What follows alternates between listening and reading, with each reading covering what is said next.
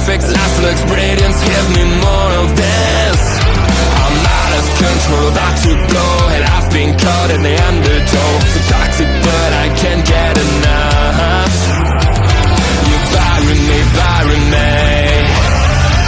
Yeah, you bury me, bury me.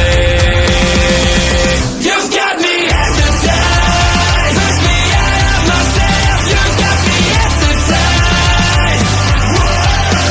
I can see, I can hear, going crazy, but the light has got me hypnotized. You've got me hypnotized. And get you out of my hand again.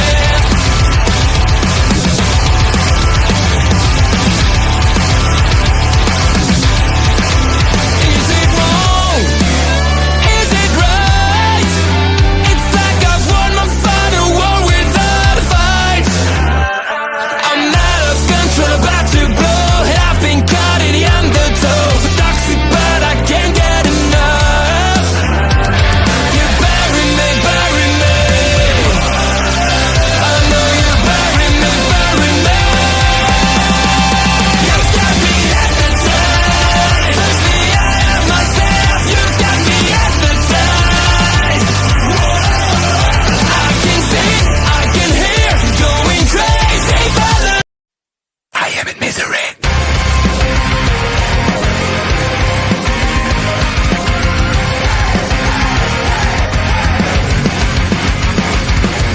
Everyone is watching me when I'm coming around. They all are judging me when I'm lying on the ground. I've got no shelter, I've got no escape. My life is a prison and I can't run away. I feel it in my bones, I'm losing it all. Stuck in my head, I am in misery. Deep inside myself, all I get, my only family. Stuck in the grave, can someone rescue me? I'm burning alive, I got it, I am in misery.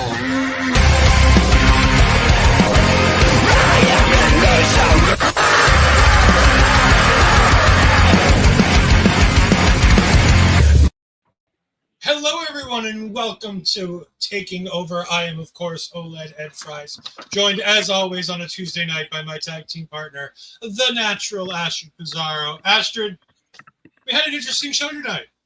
I didn't hate everything. Isn't that fun? Wow. I didn't hate everything on the show. I mean, that's a good thing at least. Isn't it nice when Ed doesn't hate everything? Sorry, I'm trying to put out this post about where to find us. It's just not working, so fuck it. Just going to have a random post that has no link to where we are. It's okay. Well, NXT's run out of ideas for the men's championship and OFME. We know that because Battle Royal! We don't know what to do because the draft is probably coming up anyway. I will say, I think it's interesting how little options there are for winners in this. Because there are 23 named people based on the graphic, and we're going to go over them all right now.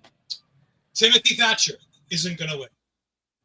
Chris Island, I don't know who the fuck he is, but he isn't going to win. I think he's LFG. All these guys that I don't know who they are, I'm going to assume are LFG people.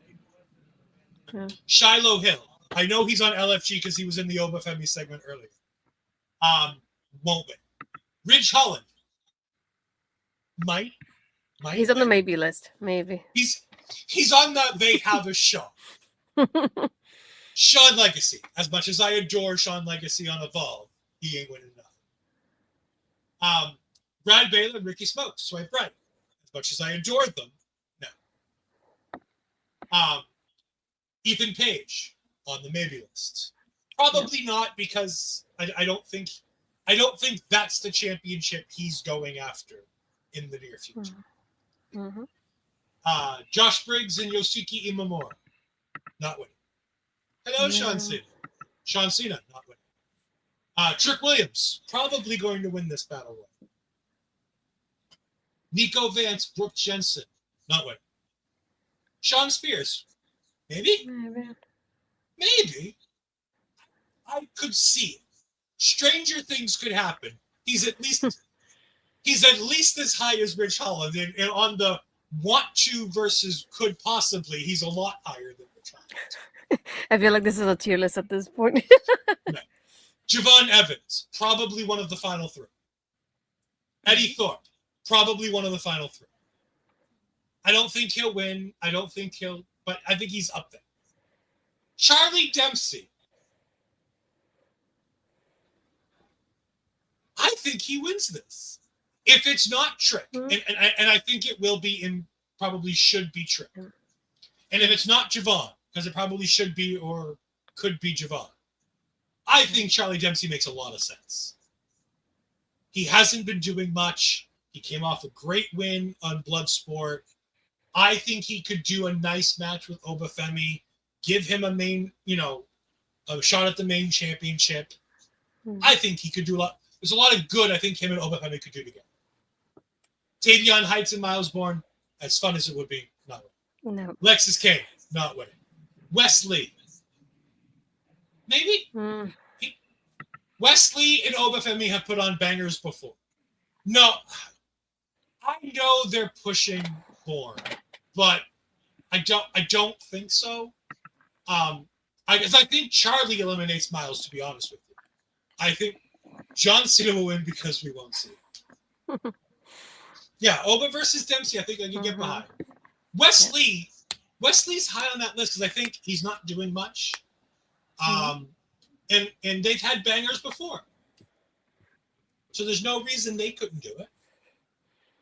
Tyson and Tyreek, TNT. No. That also leaves 2 openings unannounced that I'm going to assume are TNA talent. I have a wish list that I know I won't get of people that I'd want. The first on that wish list would be Mustafa Ali. Oof. He just lost to Mike Santana. So he's really got nothing going on right now in TNA. We know Shawn adores Mustafa Ali and everything he was doing. Because Shawn was the one who was like, I had him in a title match. I planned on pushing him. He was winning the North American Championship. So, as long as Ali was willing, I think that there's a shot Ali could be one of them. Again, dream, it won't happen. But stranger things in the wrestling world have happened. He's on top of my wish list. As much as I don't personally like him, I know a lot of people do, and I think that it could be something that you could push. Mike Santana. I think Mike Santana would be another option that you could put there as somebody who you could bring in from TNA to elevate them. Yep. Because they did say, well, I'll rephrase that. Miles Bourne did say it was Evolve, LFG, TNA, College as well. Okay, go ahead and get the tables. You drop all the questions you want. We'll go ahead. I just wanted to see this. We had the list. Somebody made a list of everybody who's in the image. And I was like, well, we should talk about that because there's some fun names on this list. Like I said, Sean Legacy, Swipe Right, Timothy Thatcher. There are some interesting names from those Evolve games that I'm like, I think it could be fun to give them a shot at Obafemi. But they won't win. They shouldn't win. But it could be fun. Ashton, what do you think? Who would be on your wish list for people to have from TNA? Besides Mike Santana, who looked dreamily in his eyes. Yes. Aside from Santana, I think the other one, because we had him already once and they didn't do much with him, will be Kaz. Yep. I think he'll be a fun one to have. And I agree with both of yours with Mustafa and Santana. I think that one would be another one that would be fun. Shoot, I'm trying to think of who else. Ooh, maybe Leon Slater. I feel like he had a great performance at the pay-per-view as well. I feel like that would be another fun one. Yeah, I could. I mean, we'd piss off Moose if we brought Leon Slater over because You've been seeing how Even you've been seeing, better. Even better. Come on. Bring him over. you've been seeing Moose over there. You've been seeing Moose over there on the internet, and he's oh boy, he's been all over this Leon Slater stuff. No, there is no chance on God's green earth that Nick Nemeth is in this. And there's one reason for that. I don't think Nick would ever do it. Like the Ali thing, I think is different because Ali knows that Shawn likes him, and I think Ali knows that Triple H kind of likes him. So I think that there'd be a willingness there to go back and forth. Mm-hmm. I think Nick Nemeth is so far removed from anything WWE. Like, I think there's going to be, there's a handful of people in TNA that aren't coming anywhere near an NXT appearance. Indy Hartwell. You will not see Indy Hartwell on NXT. You won't. Why? Because WWE just got rid of her. There's no want to separate it. And like I said, the Ali thing I think is different. It's been a while. He was at least, 2 releases ago? 2 or 3 releases ago? I mean, Dominic Mysterio was still the reigning North American champion when Ali was last here. So I think that there's time there for them to have made nice and to come back. But yeah. All right. So one of the questions is, if Hendry perhaps cost Trick in the Battle Royal, do you think that they would do Trick Hendry for the TNA title? They could. I could easily see Trick versus Hendry for the TNA Championship. Yeah, they are going up against AEW that night, but I also don't think you're going to see them go hell for leather with, anything too shocking. But they're building Trick versus Joe Hendry, so that's not a huge surprise. I could see that happening easily. Yeah, and to confirm, Mustafa was 2023 September, I think, if I'm not mistaken. Yeah. So we're almost September. 2 years removed. So we're at least 2 or 3 release cycles away from the Mustafa Ali. Yep. Which again, like I said, never say never in WWE and in wrestling in general with people coming back. I mean, we all woke up to that horrific apocalyptic tweet from 83 Weeks the other day. So anything can happen. But no, let's not and say that we didn't. Let's just not.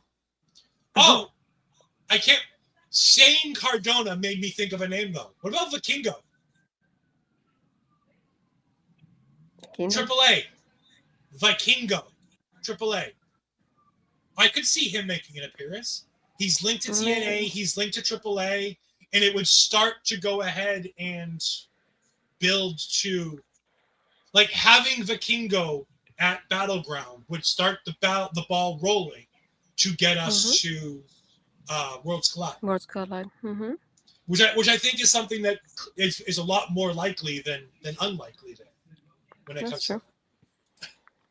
I wish it was never say never about an indie appearance, but yeah, if as Tom Collegue said, and as anybody who knows wrestling knows, if they want you, they'll call you. When they fire you, they don't want you no more. Rest in peace, Index. Yes, rest in peace, Index. How many were on the screen for the Battle Royal? Do you know? 23. I did count the names on that list. There were 23 of the 25, which I said leaves 2 openings for a TNA because they specifically mentioned TNA. And I think you can get Vikingo as a TNA inclusion because he was just at Rebellion competing for the whatever the hell they called it. The Moose Division Championship, X Division. Yeah, don't call it that. The Moose Division. Where he breaks all the rules. Where he breaks all the rules and gets to pick his own rules. Because he even explained, he's like, the feet have to touch the ground. And I'm like, but Slater's feet did touch the ground as you speared him. So technically, Slater still won. Whatever. Andre C is here. Hello, Andre C. Another great week on NXT because there was no low device. Woohoo! Oh, God. Oh, God. No. He's right. He's now right. it's Flop Dollar. I was going to say, it could be Flop Dollar. Ew, Andre, come on. Vikingo was also at WrestleMania. He was indeed. But I think the more I think about the Vikingo one, the more I could talk myself into not only him being there, but him winning. Because I just think that would be an interesting match. Like, trying to figure out how you do Vikingo versus Obafemi could just be fun. That's true. But like I said, I don't know too much about Vikingo's wrestling style because that's not my preferred style of professional wrestling. But I know he's a big name. I know they want to do the AAA thing. He's the only name from AAA other than Sam Adonis that makes a lot of sense. Or you try to save him as much as possible because he's had 2 injuries in a row at this point. So keep him as healthy as possible for the Worlds Collide. But a battle royal, you can save somebody. I know. You hide them in the corner. You don't do much. It's a battle royal. So we'll see. But we spent 15 minutes talking about the battle royal. Let's go ahead and talk about what's on tonight's show. Joe Hendry opened the show. What did you think of Joe Hendry's opening promo here? What can I say? We love the man. He's doing great things. So I love it when he shows up and somebody calls his name, but he didn't show up just now, unfortunately. Even though it's not that far away. No, I like the promo here from him. I like what he's building up here with Trick as well. The back and forth they have with each other, showing up at each other's shows. That kind of thing has been very interesting. I feel like the only thing is like of all people, I was unexpecting Dark State to show up. It's like very interesting pointing out there the way they showed up to face him. And then I see them now after it's like almost like a power bomb sort of thing they do to everybody now. And when the graphics showed up on the screen afterwards, it just gave me a combination of the Shield, Retribution, and the Wyatts at the end too with the screen popping up too. And I was like, I don't know if I like this still. I really don't. I'm still on the fence about it. I just don't like the combination of all these groups when they could try something a little bit different this time around. I mean, this is literally, hey, what are the things that worked in the past? Let's do all that in one. They do the Shield bomb. It's like, don't get me wrong. The tossing Shield bomb is dope as hell. I love it. But Dark State needs to phase out Reader Man. You know, steamy romance Astrid book Reader Man needs to be phased out. We need to make Shaquan Sugars the star of this group. Because now, on your broadcast on the CW, did they actually cut back to Dark State and do the promo? Because on the Netflix feed, I was watching the crowd react to a Dark State promo halfway through the show. I don't remember a promo. I just remember like they did the power bomb, as I call it, and then they flashed the graphic that was very similar to like the Wyatt with the noise and everything. That was very similar to it. And then I think it was done after that, if I remember correctly. So I was like, I thought it was. Later on in the show, they came back from commercial break and they were like just doing pans of the crowd. And you heard a Dark State promo over it because somebody forgot to hit the button to go to the promo. And if you want to see the promo, it's on digital now. It's on WWE socials as we speak. I thought this was good. Joe Hendry cut out a cool promo. He talked about how Trick took the easy way out. And for an old school TNA fan, I love hearing cross the line. Like, I know they've been saying it for a while now with like everybody going back and forth, but for old school TNA fans, that brings you to a certain place in time in TNA history when you cross the line.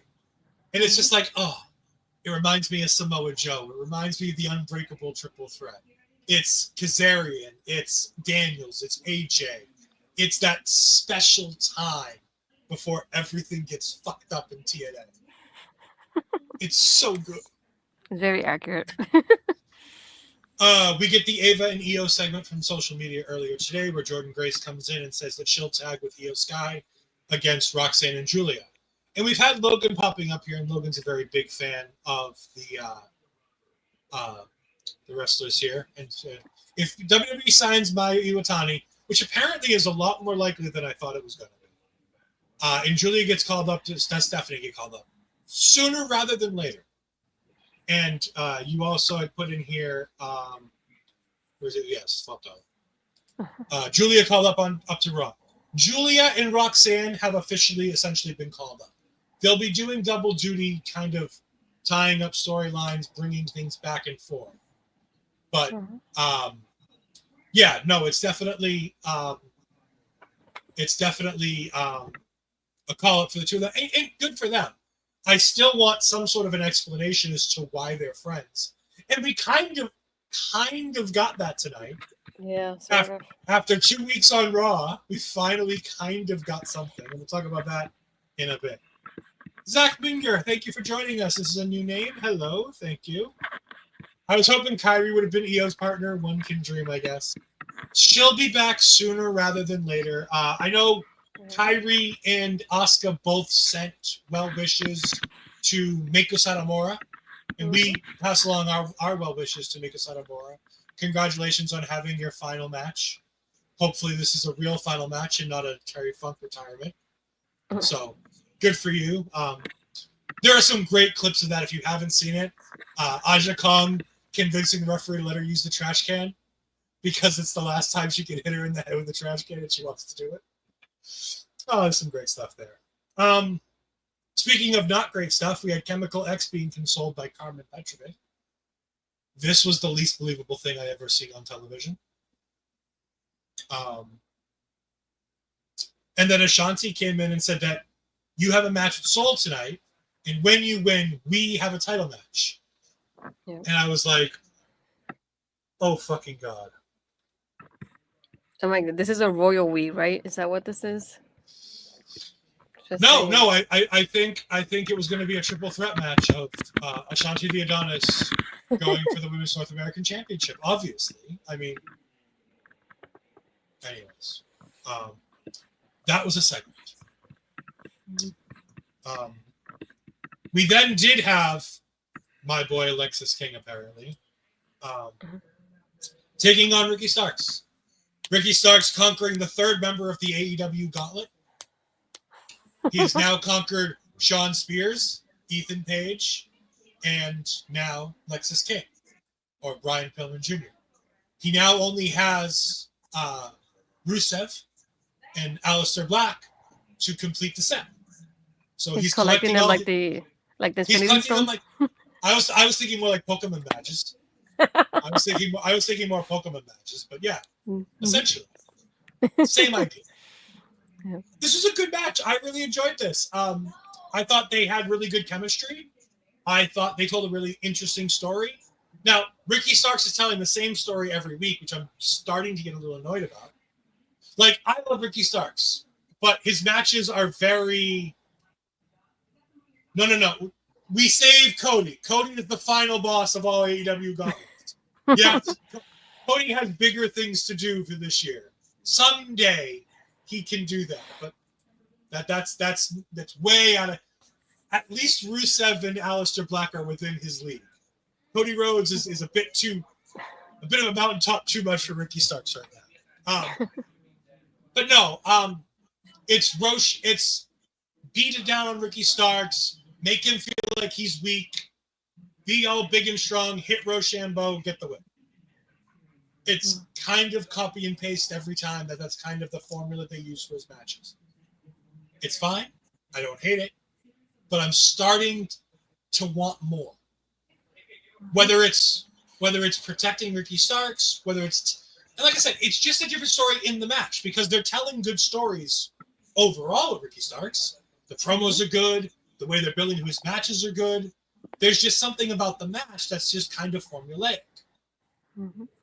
And I want a little bit more. But I think Ricky's doing fantastic work. I thought Lexis King held his own. I thought Lexis King looked really good here. I didn't hate commentary here. I thought they did a really good job.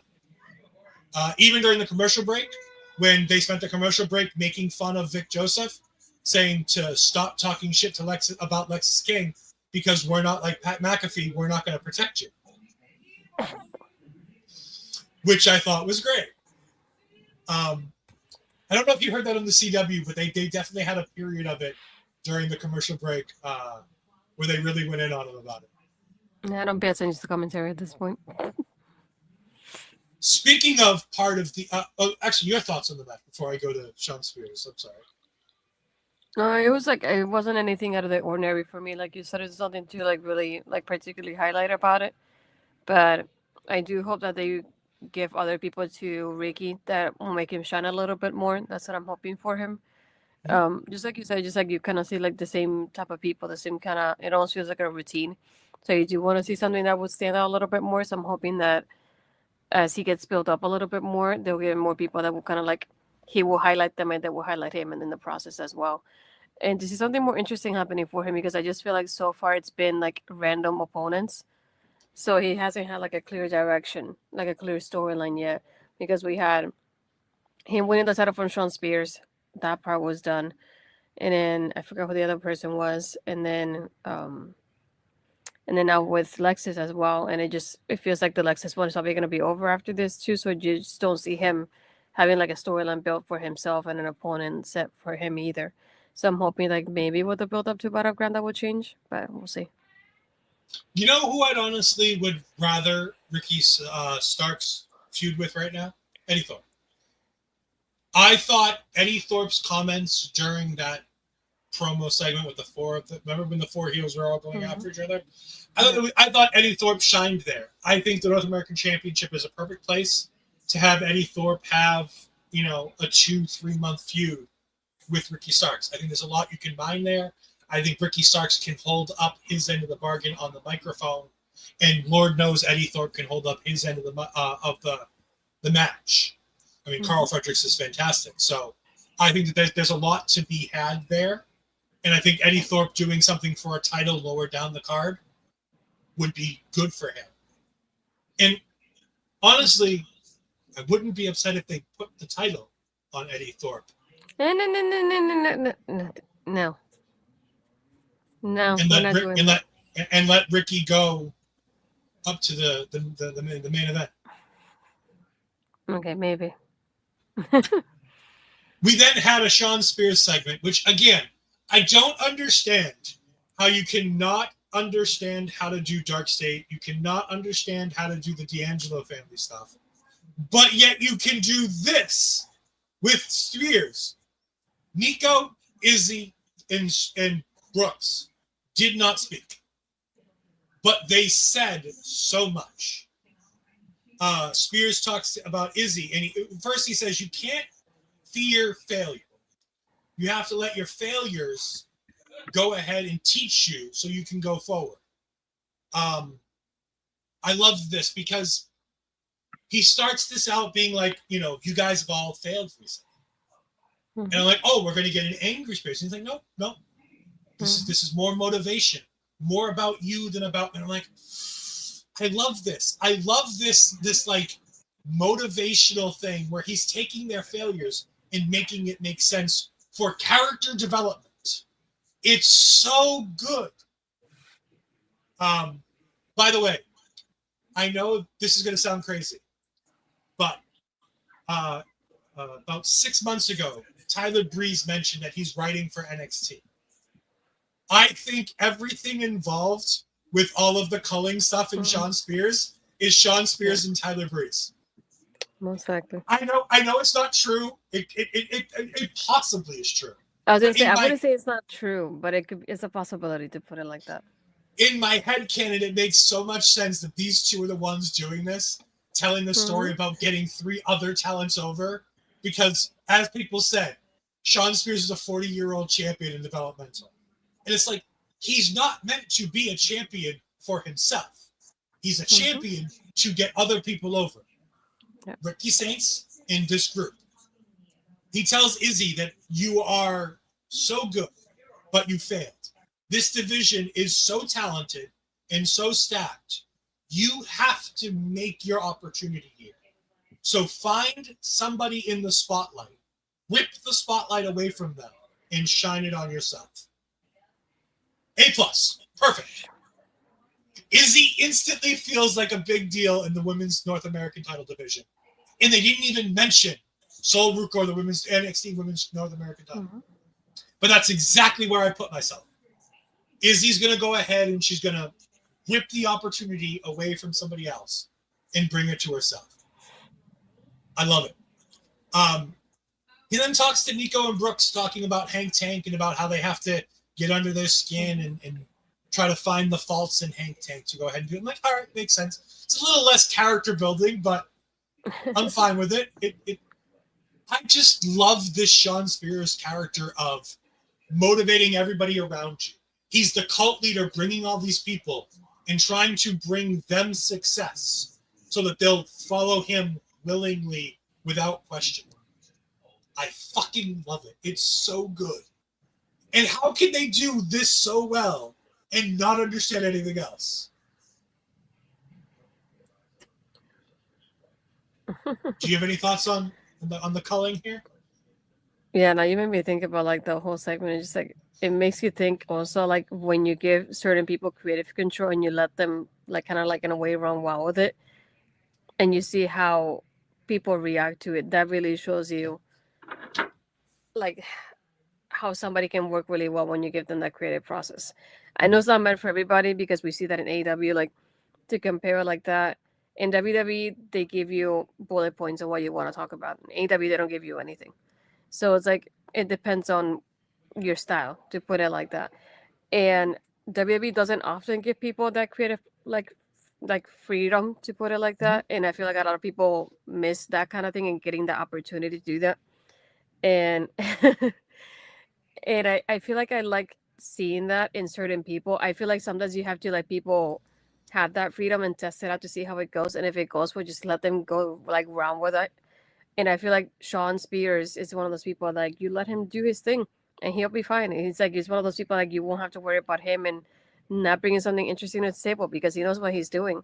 And I think it's also a glimpse to how him and if Tyler is involved as well, who they are as coaches because that's how they are. That's their backgrounds as well. Not everybody does that. And there are two other people that actually do have that. And just seeing that, like you said, it's like I feel like it's so interesting because at this point when you see them, it's like you make Izzy sound like a big deal even after a loss. And it's like you don't often get to do something like that just after somebody loses a championship match. And I feel like he did very well with it of building her up in such a way. And like you kind of expected him based on the topic when he first started it and he was giving you that introduction, you kind of expected him to start yelling at them and get angry at them for losing. You were like already in your mind, like, he's going to get angry. He's going to start yelling, telling them, well, you guys are failures. I don't know why you guys are in this group, that sort of route. And to see the opposite being thrown out there and being shown, it's like, that's interesting. It draws your attention to it more than what you were thinking it would and what you thought in your mind was going to happen. And I feel like he does so well with that. It's one of those people like, just let him do his thing. And if you notice how people react to it, and if you notice that the people enjoy it, then give him that freedom to keep going with it and maybe involve him in other storylines that might help build up some other people as well, aside from just his group. But I feel like they did really well with it. They've been doing pretty well with all these profiles for the culling ever since they started them as a group. I feel like this has been the best part of them, is just seeing them as, and these promos as characters and the way they develop them. They've been really well with it. They feel like fully fleshed out characters. Like even Nico Vance, the guy we don't hear from talk much about. I feel like we understand what his character's about just based on the promos that Shawn Spears cuts with him in the ring. And his in-ring work is improving week on week. Every time we see him in the ring, he's getting a little bit better. He's doing a little bit more. The Culling is the best well-booked group of NXT right now. Speaking of booked groups, we then transfer to the D'Angelo family and the train wreck that this thing is. All right. I didn't hate this, but I didn't love it. Tony D'Angelo talks about how he never saw this coming, how he was always there for Stax, how Stax was always the hothead, and he had to go ahead and cover for Stax all the time. And he talked about how great it was that when he was in jail, Stax stepped up. When he went down with injury, Stax stepped up. He made him the underboss. But then the underboss wanted too much power, and his impulsivity got the best of him. And that's how when he had to put him back in his place and become the Dawn of the family again and take over running this. And all of that made sense. And then he's like, and then Stax, I never saw it coming. The world was watching and you stabbed me in the back. And I'm like, that's a great line. It's the biggest show of the year. Let's remind everybody that this was a big deal because of the fact that it happened on Stand and Deliver in front of our biggest audience of the year. You took that opportunity. You could have had any opportunity, but you handpicked that. Make Stax feel like a big deal. Then Stax came on the TV screen and literally said hundreds of words and said nothing at all. No. Like, I put Stax says he's soft and he got sick of taking orders. Stax says that you don't know who you can trust, and Tony beat up a few PC talent. Like, at the end of the day, Stax cut a 3-minute promo, and I got 2 lines of literal words. Like, not even 2 sentences. Just like a sentence of what he was talking about. Because he did nothing with it. And that's a bit of a shame, because I've been enjoying Stax lately. I thought Stax, one thing that Stax was always doing so well was his promos. I felt like he was coming along and he just withered away and died tonight next to Tony D'Angelo. And he wasn't even next to Tony D'Angelo. Mm-hmm. Also, I will say, I saw somebody on the internet post, "Where's Luca?" And I go, well, if you saw where Stax was standing, he's sleeping with 2 dives. Don't remind me. This was a train wreck of a segment, and I really don't know what more Okay. to say. Question for you. Maybe this was me being me, but when they advertised this, I was expecting them to have that little face-off in the ring, and I feel like that would have made a bigger difference. I know that even Stax being the heel, I expected 2 things: either them having a face-off in the ring, or Stax coming down, like, I don't want to say the ramp, but the ramp area, and being that heel of not being in the same ring as Tony, but having like Stax there and then the barrier of the same guys in front of him, and then Tony in the ring. Like, one of those 2 scenarios, that was what I have visualized based on the wording that they used for the preview.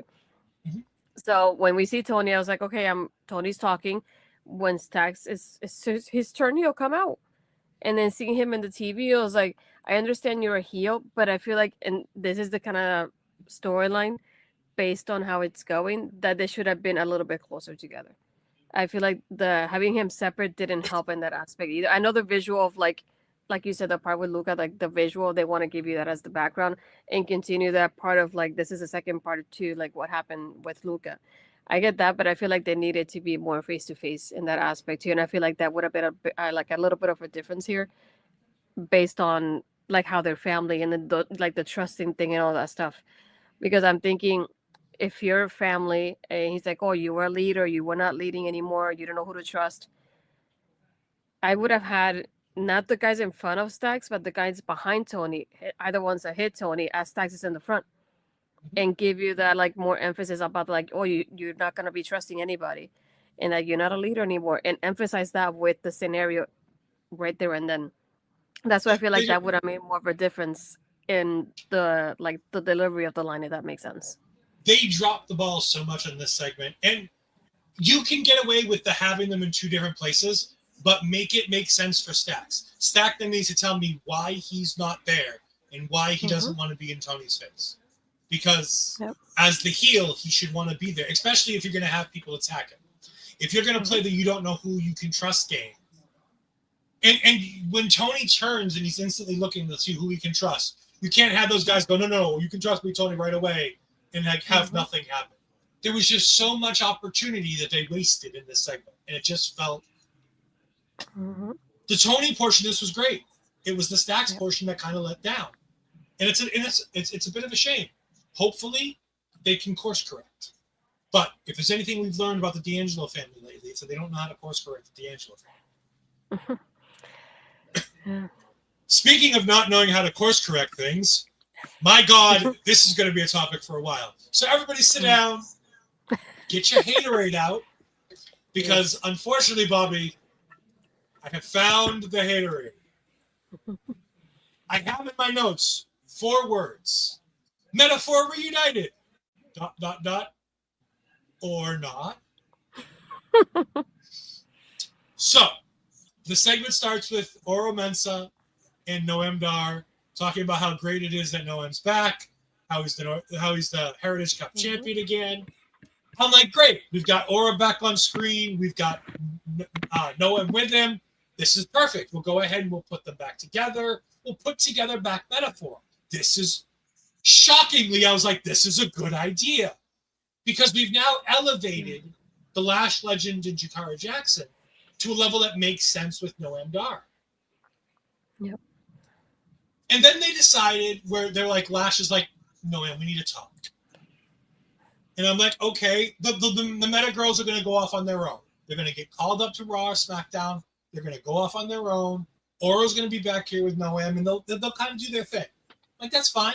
Aura Mensa's been, floundering away on Evolve. That's good. I like him on Evolve, but I want him back on NXT. Mm-hmm. And Lash is like, Aura's doing his thing on Evolve. And I'm like, no. That's not what we wanted. We don't want him on Evolve. We want him back here doing things on this show. We want to elevate him. I don't care if he's his own main man. If he's his own main man getting a demotion. That's like giving me a new job title of, head fry cook, and then making the only thing I get to do, bring the French fries out of the freezer and into the hopper. Like, no, it's not how this works. Like, you gotta fucking do better. Then Lash, as if that's not bad enough, looks at Jakara and she's like, you gotta be your own woman. I'm like, the fuck are you doing? Why are we breaking up the Meta Girls? I'm not a Meta Girls fan. I think that they're ultra talented. I think that Jakara needs some seasoning, but I think that there's a place that you can do that, and I think Jakara will get better working with better talent. I think the best thing for Jakara right now is not more time in NXT, but working with main roster talent, doing that, working in that tag division, because I think they could be really big in that tag division. And then Lash is like, yeah, Jakara's going to do this, and you're going to do your thing, and Aura's going to go back to Evolve. And, I'm going to do mine. And I'm like, exactly, Mike. This whole segment feels like Lash is, because I even messaged Asher this. I'm like, Lash is getting called up by herself. Yeah. What the fuck are they thinking? Like, mind you, Lash can handle a solo call-up. I think she'd be great on the main roster by herself. But why are we not bringing her up with Jakara? Why do we continually?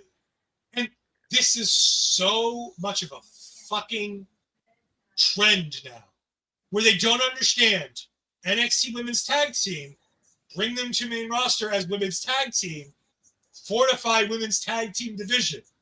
Because again, we're back in another meta of, pardon the meta thing here, but we're back in another meta of Raquel Rodriguez and Liv Morgan. The only thing I want to see less of on my TV screen than Liv Morgan is Liv Morgan talking. So if we can get rid of her and put her back in a title division where she can work with talent that, can actually hold her own, because we've had many talks about Raquel Rodriguez and her or Gonzalez or whatever it is, and in her inability to hold up her end of the bargain when it comes to this tag team with Liv Morgan. We want the best for Raquel. She works real hard, but at the end of the day, oh boy. I just don't understand why you're calling up Lash by yourself. Like, you can make these women's tag team titles something. You have KC Squared. By the way, why is this women's tag team division all the teams that I despise? Metaphor, the KC Squared, fucking like this women's tag team division is the bane of my fucking existence. And I'm like, we need to build it. We need to make it move. People keep saying it, and I don't believe it, because I don't understand why anybody would want to hear Liv Morgan talk. I really don't. Any of these Hollywood executives actually listen to her cut a promo? Because it's not good. It's not good at all. And people will be like, oh, she needs to be in the new Spider-Man movie. Fuck that bullshit. She is not Gwen Stacy. No. I will not go to Brand New Day if Liv Morgan is Gwen Stacy in that movie. I'm saying it right here, right now. I've now killed Ashton, by the way. She's dead over there. How dare you? Announcement of Liv's film coming next week, and you'll be shocked at which. Yeah, I keep hearing that. I'll believe it when I see it. I'll believe it when I see it. Bobby, you better make that a clip. I'm sorry. And of course, Peggy, the host of Marvel Talk, finds now this is the time to pop in and say, just in time for a certified hater. There's so much promise in the Meta Girls, and I just don't understand why on God's green earth you would break them up. Ah, my face hurts.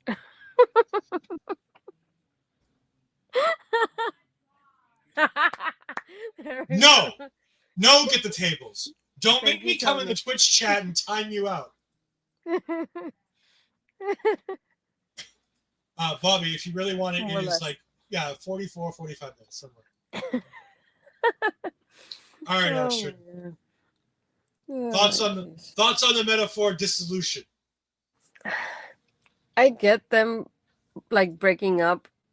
I would say like the guys and the girls, but I didn't want them to separate them individually the way they did either. Because I feel like you said you're thinking about the women's tag division. Okay, we're gonna get this, and then Soul and Zaria are not gonna last too long as a team either because of the title. So that's another team that's gonna break up sometime soon. And it's like, why put these teams together if you're eventually gonna break them up? And I feel like the Meta Girls are a few of the teams that do have chemistry together. They do very well together. So why would you separate them like this? I feel like you're little by little almost getting rid of the tag division at this point by doing stuff like this. And it doesn't make sense. It really doesn't. I feel like the Meta Girls should have won those titles a little bit ago. We know Fatal Influence, another team that's going to break up sometime soon. So that's another tag team they're going to get rid of. So at this point, what are we doing really? I know that they're calling people up, but why couldn't you call them together as a tag team? They do well together. It's like, if you have the tag team champions there, either have them go do that back and forth to NXT or bring more tag teams, because I don't know what you're doing right now by getting rid of teams. And especially like those two are those that I would have been fine with them staying together. If you would have started that kind of storyline, like the Fatal Influence one with the Meta Girls, that I would understand if they broke up at that point. But at this point of like, oh yeah, you do your thing, I do my thing, it's like that just came out of nowhere. It took everybody by surprise. Like, well, tonight's NXT show, the thing I've seen all over my time has been metaphor breakup. Nobody wanted it. My preface was like, who asked for this? Because I didn't ask for it. Nobody did. I was like, they were fine together, and I'm like, I know him that just came back last week. I feel like they should have left a little bit more breathing room here before eventually like separating them.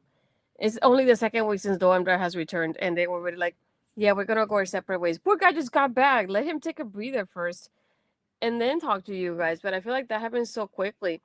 And thinking also of the call-ups, I'm like, if we do count, let's say for example, Giulia, Roxanne, and if Lash is a part of it, then are we doing a draft? Because if you're getting people, like you're calling people up before the draft even happens, then what's the point of the draft? To change him like not even 2 weeks after being in the brand, like that doesn't make a lot of sense either. I feel like I would have waited until the draft happened, make it special in that sort of way for these ladies after all this time, and get them that moment of like, yeah, they're officially on Raw. Not like I have people like Michael Cole keep saying they're NXT stars, but they don't even like really mention that they're from Raw or not. So I feel like that makes it also like a little bit weird in that sense of it. I'm like, I'm happy for Lashley she gets called up by herself, but at the same time, I feel like the Meta Girls were doing so, like their work was so well done. I wouldn't have broken them up the way they did. Like nothing. I feel like if anything, they deserve better if you did a breakup with them. It makes no sense to do it this way. I don't get it. But guess what? The hits just keep on rolling. I have this written as my next thing. Soul defeats Karmen. It started and it ended with a Soul statue. I don't get it. It's like the second time we see Karmen in this situation too. It's like I get the storyline with Ashante. I take that as something like a little bit like separate. But first you do it with Thea. Her match barely lasted with Thea, and then now this again. It's like, what is going on here? Who did she piss off backstage? Because their matches are lasting like not even 5 minutes at this point. I've got no idea. I mean, oh, Dakota Kai. Oh boy, poor Dakota Kai. Oh, it's just. I love Sol Ruca. I thought the match was fine. I think highly of Karmen. To be honest with you, I think Karmen's great. I want to see more of Karmen because it felt like this match was all of 3 minutes. Mm-hmm. No, she didn't turn heel. I think she turned back babyface. I don't know what the fuck she did. A heel Karmen would be good, but I don't know what you do as a motivation for a heel Karmen Petrovic. Other than I keep losing. Like, oh, and the hits just keep on rolling. We get a Trick Williams promo. This Trick Williams promo was really all about him promoting the All-American finale coming up this week, the season finale of season 7, I believe it is, of All-American on CW. I'll be honest with you, I thought it was a new show. I didn't realize there were 7 seasons of this. He calls out Oba again. Ava comes out. She asks him, what the fuck's going on with you? Trick says that he's become bigger than NXT. I also have a note in here. Trick has completely lost the crowd. Like, you know how when Oba talks, the crowd's into it, and they're, ooh. When the old days, when Trick was in there, you'd be going ahead and being like, you know, whoop that Trick, or they'd be cheering, or they'd be with him for every little thing he did. Nothing. Got nothing. He ain't got Bobby, no what juice. part though? Yeah, I don't know what you're talking about. I mean, I'm glad I can pop you. That's great, but. Yeah, I definitely agree with the music too. I feel like they don't do it as loudly, and I feel like the character change in a way kind of affected that. So. Okay. All American being a new show. 7 seasons long. Go check it out.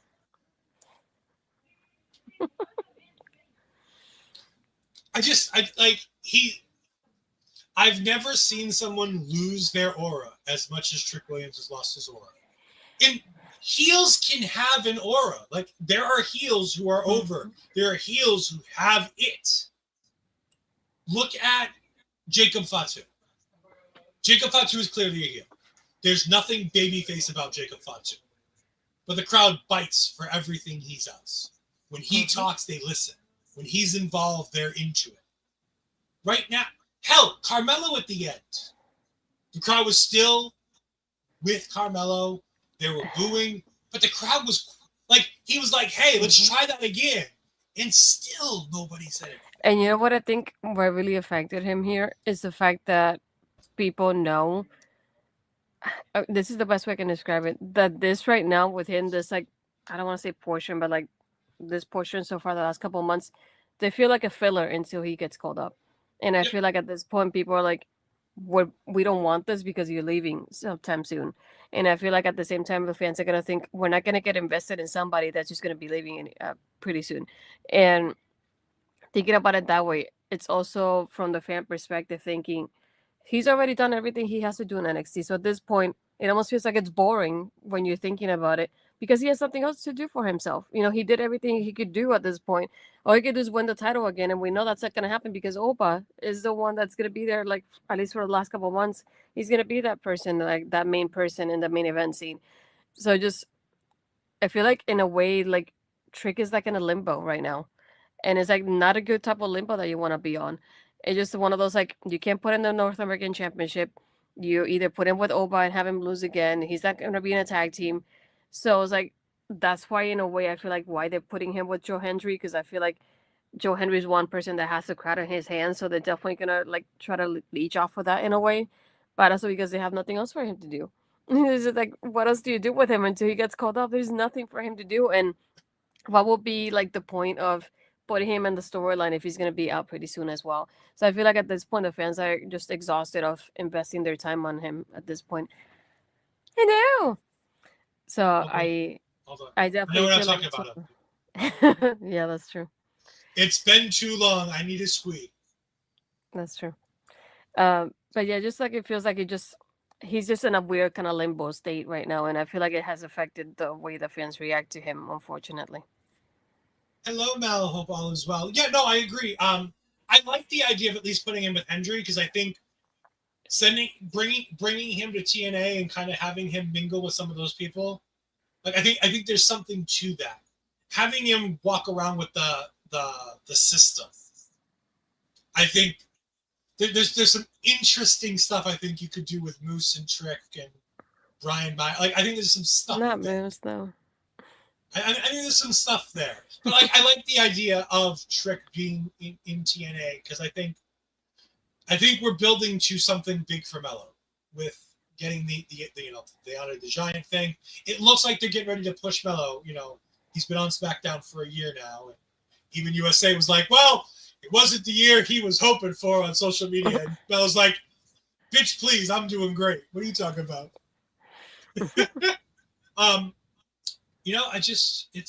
It's kind of a wait and see with Trick. It's just weird to see him lose the crown. This, of course, goes to Ava announcing the 25-man Battle Royal, which means we have no plan for Oba, which means it could be anybody.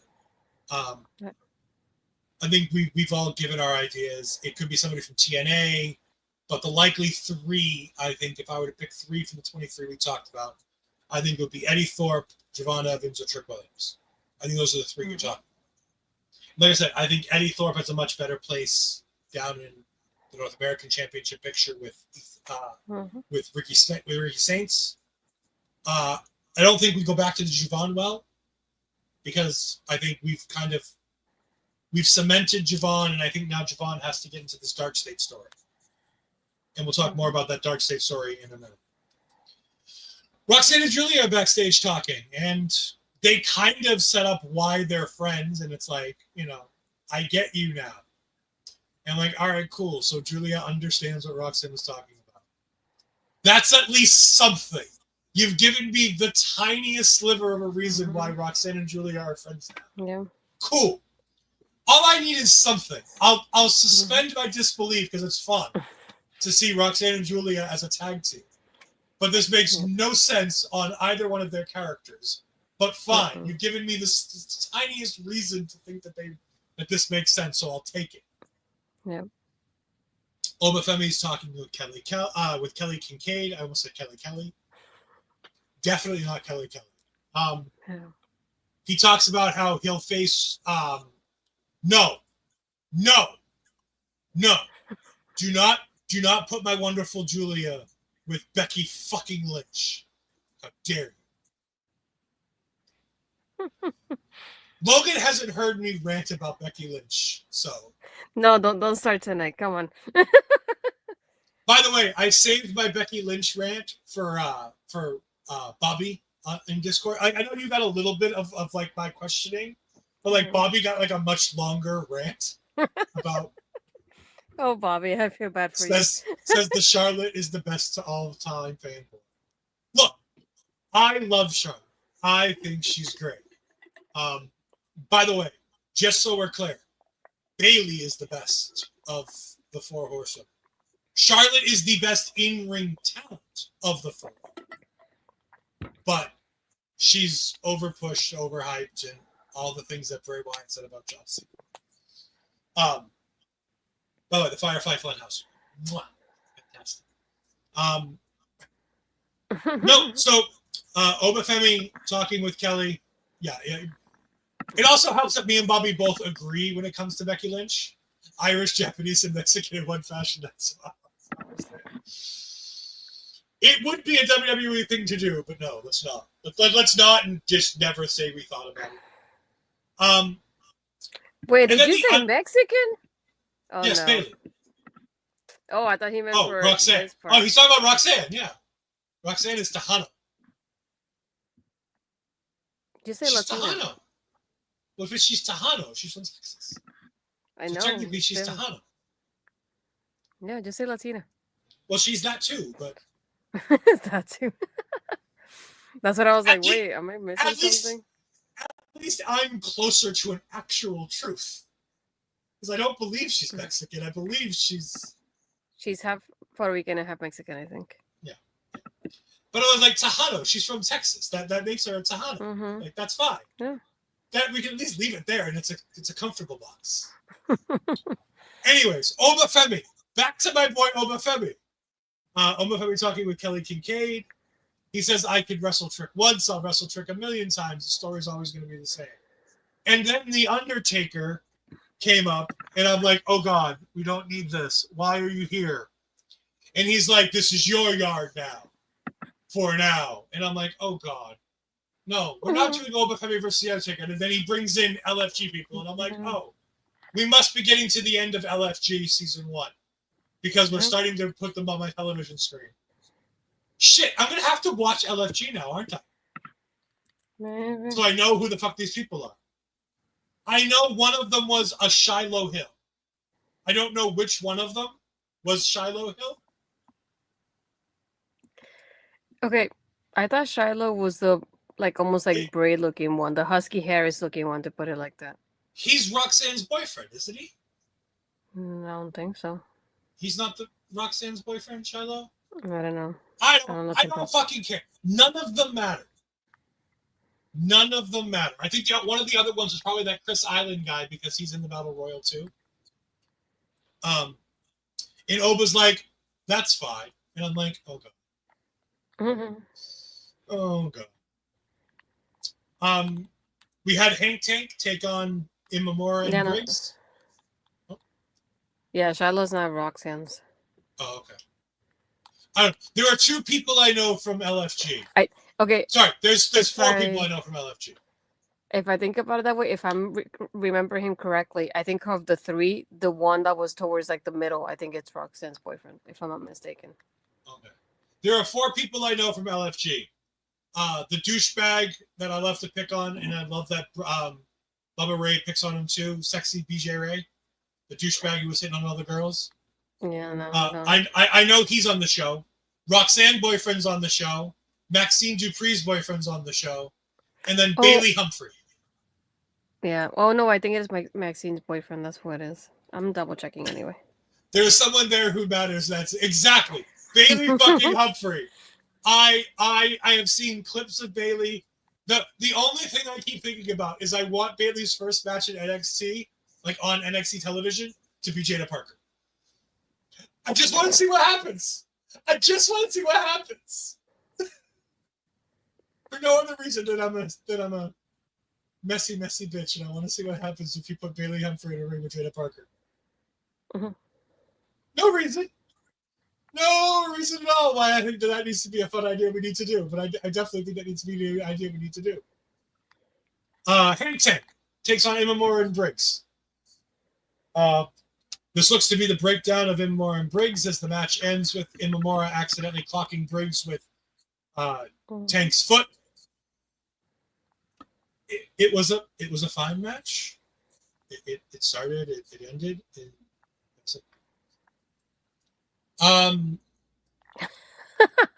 Probably. I don't know the comparison. I will say this, Mel, here. This is the reason why I say that. I'm just going to put up a banner with no context and leave this up here as we talk about why Bailey Humphrey versus Jada Parker would be a fantastic matchup. Okay, the best way I can describe it, even though I don't agree with Jada as a human being, Jada's better in the ring than Layla is. Layla, to me, no offense to her, and I apologize for anybody that likes her. She's bottom tier. I'm sorry. Jada, don't worry about it. Don't even look her up. There's no point. I'll say Jada's I would say maybe 2 tiers above Layla at least.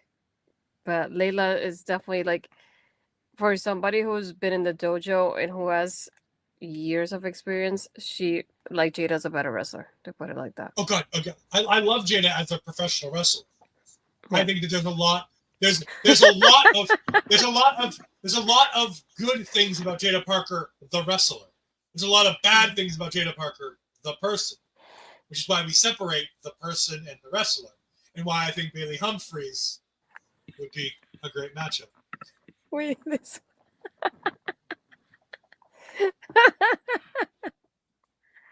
Yes, that I will agree with.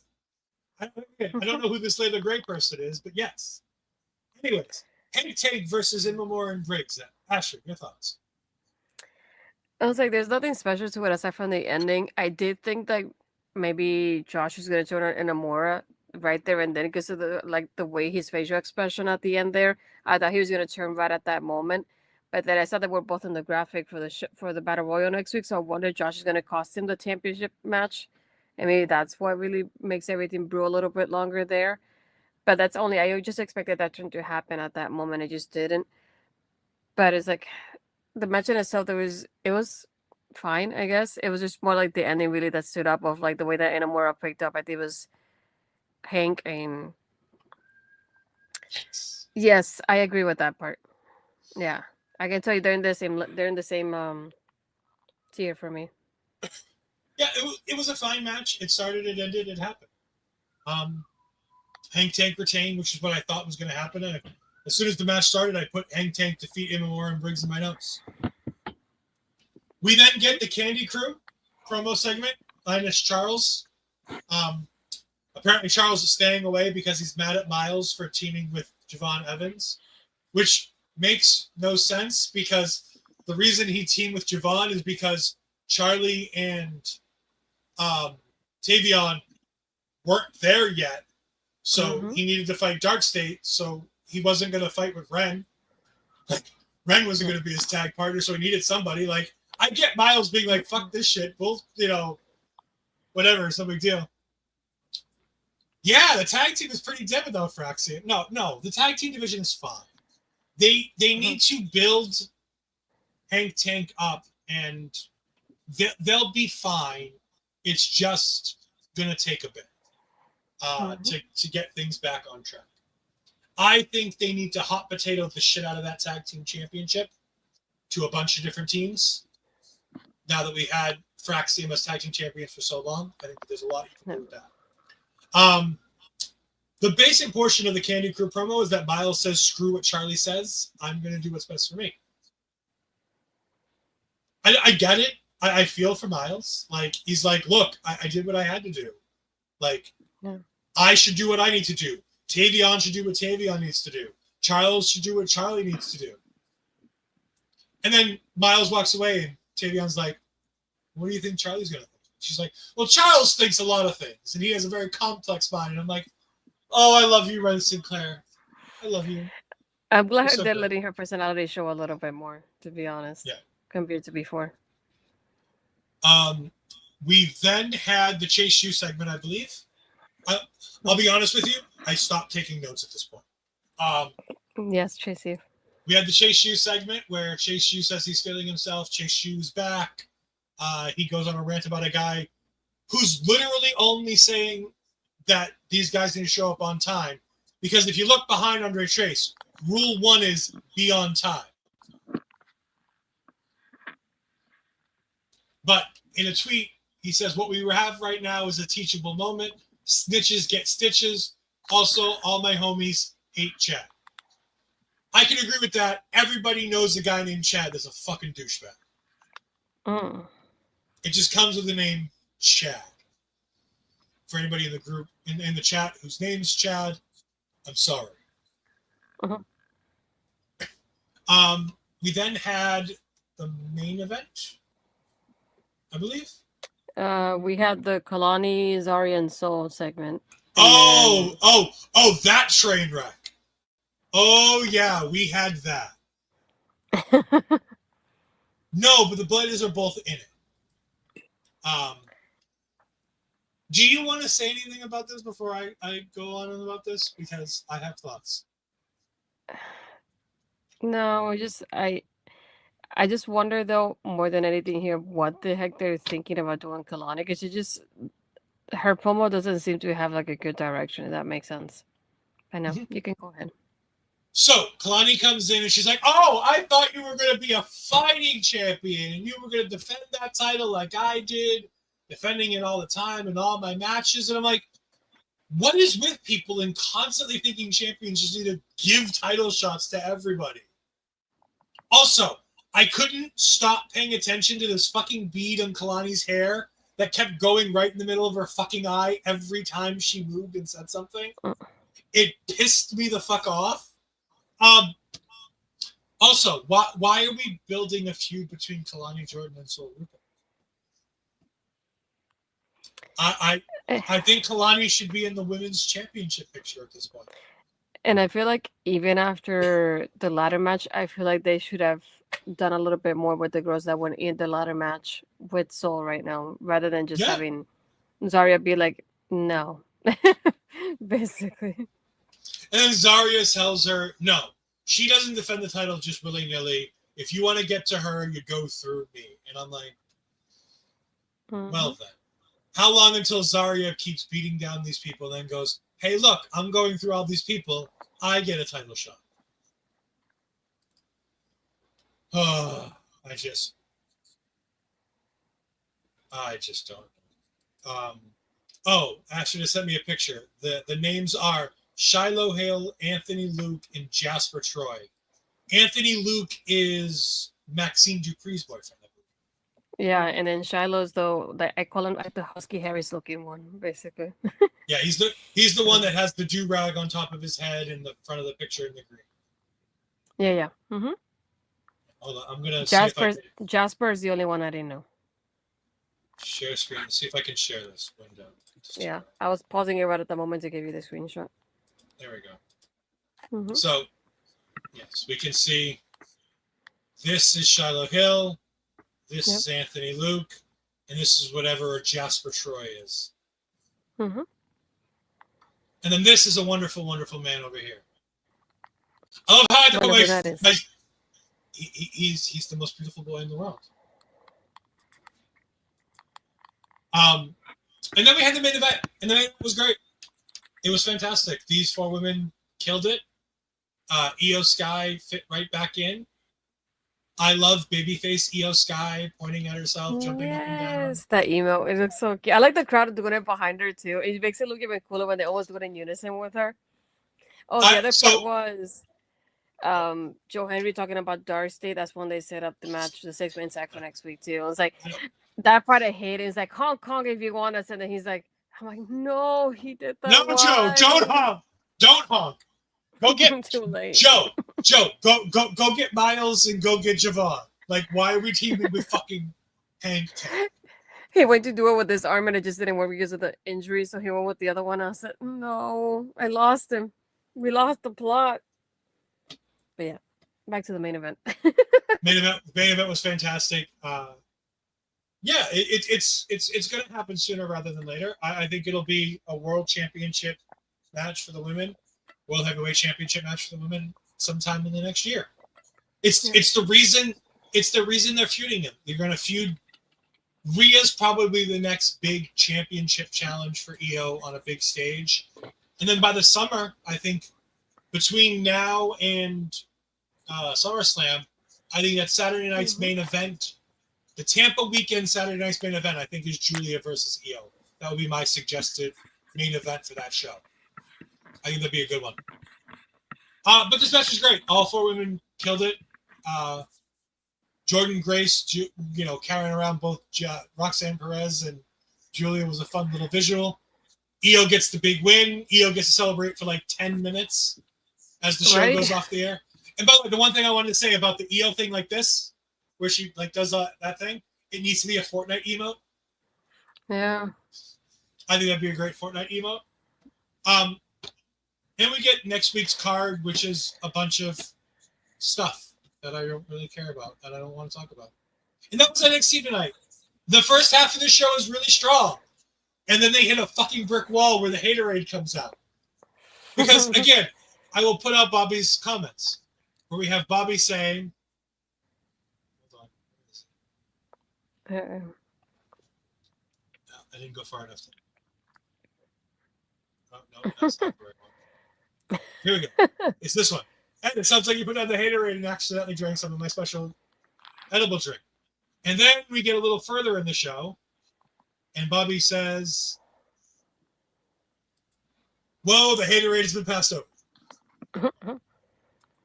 That's for me.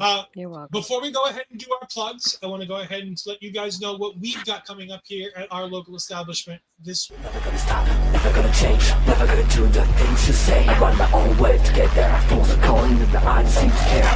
In the air, no more crowd, just the opposite kind of few clouds. So tell me this time is coming for the sake of all your lies. Why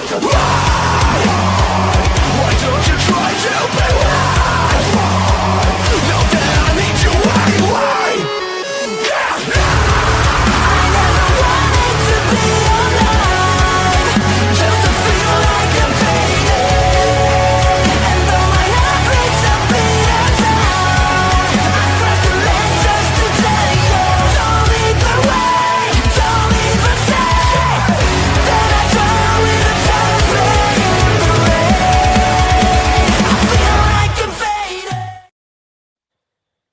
So that's the stuff that's coming up here at our local establishment coming up this week. And if you want to follow our local establishment, you can follow the Ole Podcast, capital OLEP, on all social medias. It helps you find it easier if you capitalize those letters, because there are a few different types of Ole podcasts you can find out there.